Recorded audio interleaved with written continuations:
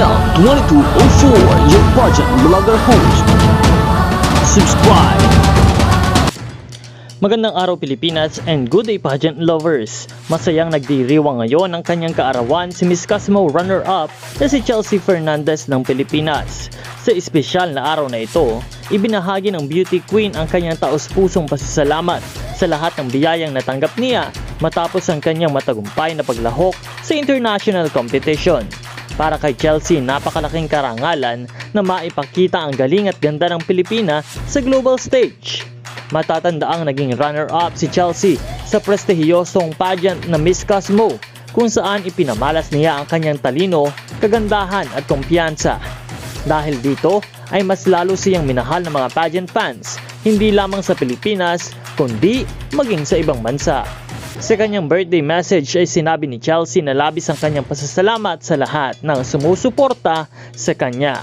Mula sa kanyang pamilya, mga kaibigan, hanggang sa mga loyal pageant fans na patuloy na nagbibigay ng inspirasyon sa kanya.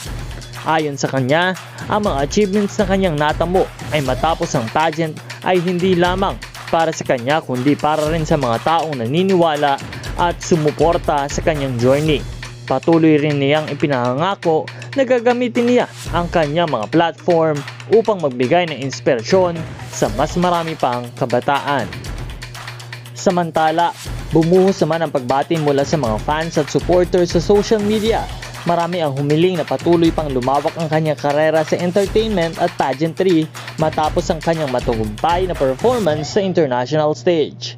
Sa ngayon, patuloy ang pagdiriwang ni Chelsea kasama ang kanyang mga mahal sa buhay habang pinasasalamatan ng lahat ng biyayang kanyang natanggap sa nakalipas na taon. Muli, isang maligayang kaarawan kay Chelsea Fernandez at nawa ay patuloy pa ang iyong tagumpay at inspirasyon sa maraming Pilipino. Maraming salamat sa panonood at mas marami pang pageant updates at beauty queen news ang aming ibibigay sa inyo. Kaya't huwag kalimutan na mag-like, mag-share at mag-subscribe.